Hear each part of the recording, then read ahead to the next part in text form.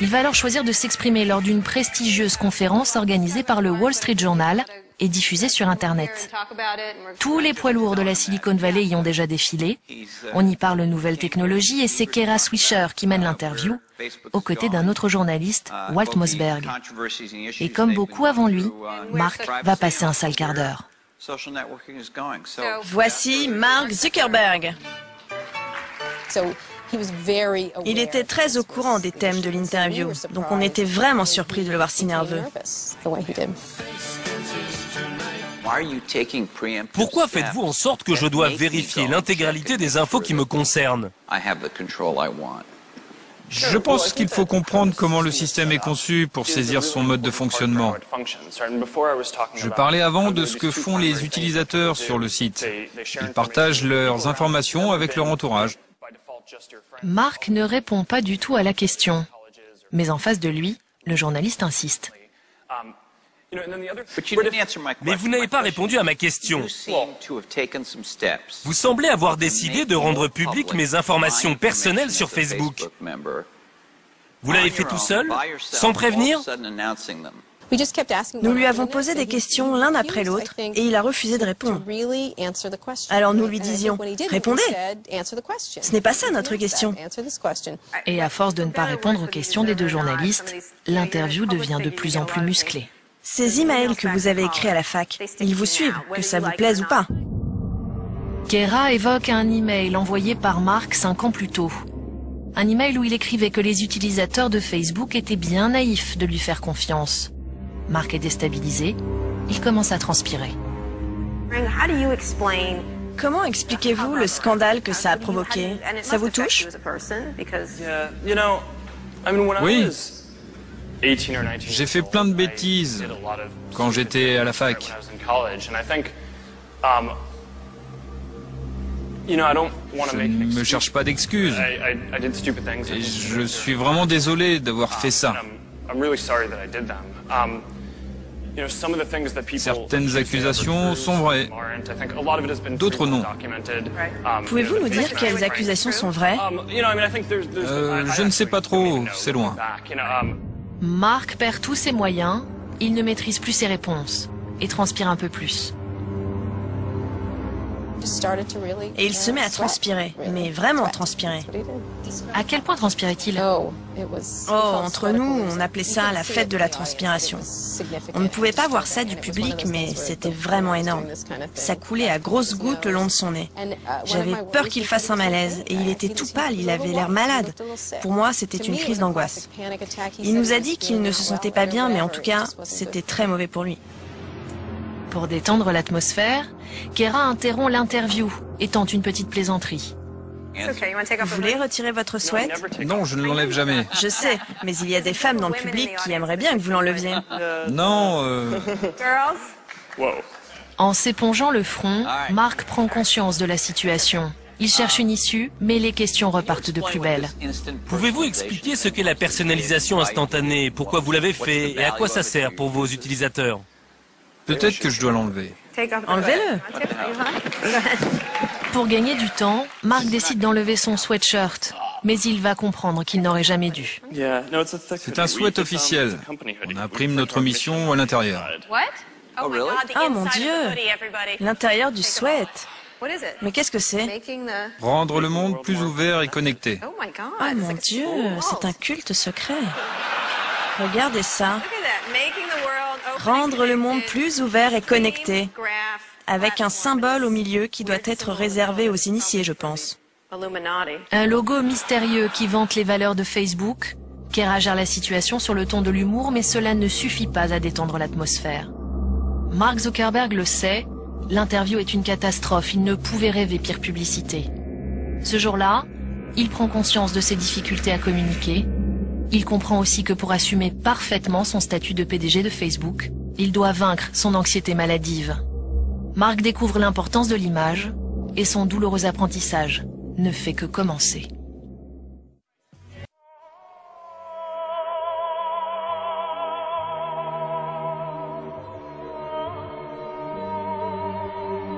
pourquoi le jeune patron de Facebook ne se sépare-t-il jamais de son sweatshirt à capuche?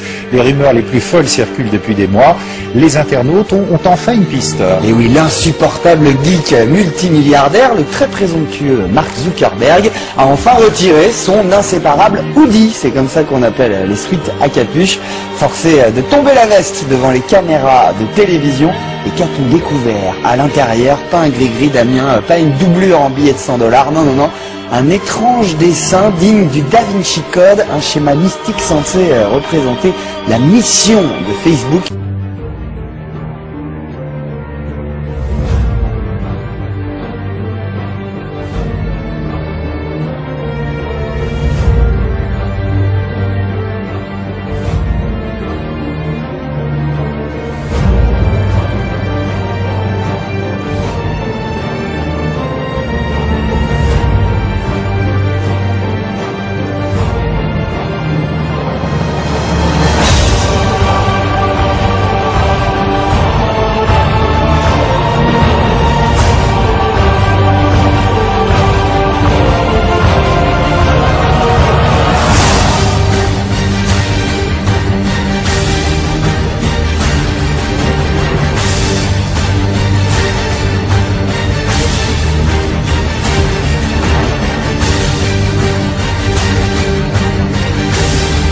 Le fondateur d'Axel, Freddie Mimi, offre 12 700 000 $ de ses partenaires de Venture Capitalist. Le manager d'Axel, Jeff Breyer, PDG du National Venture Capitalist, NVCA, est créé par Gilman Louis, PDG de InQtel, une entreprise capitaliste créée par la CIA en 1992.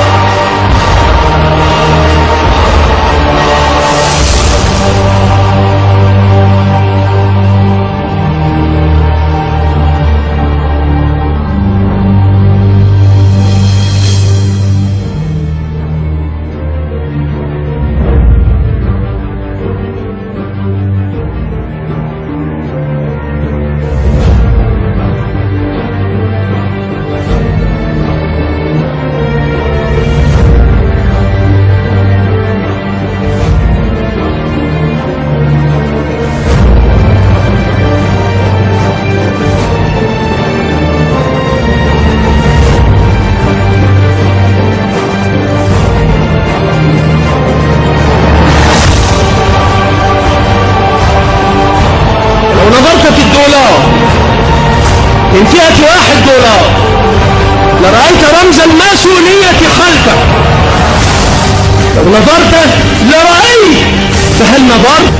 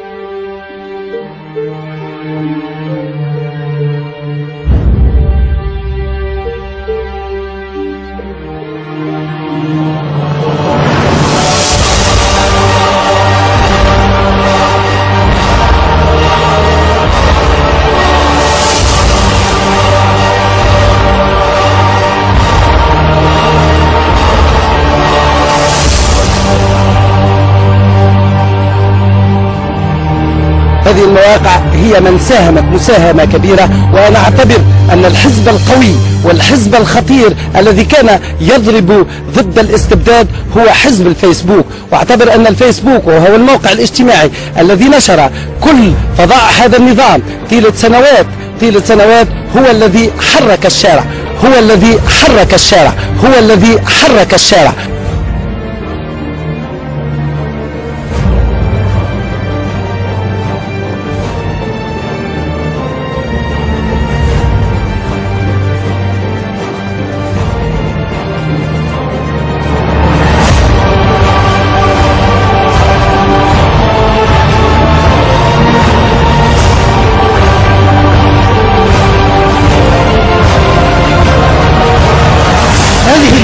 العالمية الديمقراطية العالمية هي في حقيقتها دولة إسرائيل الكبرى.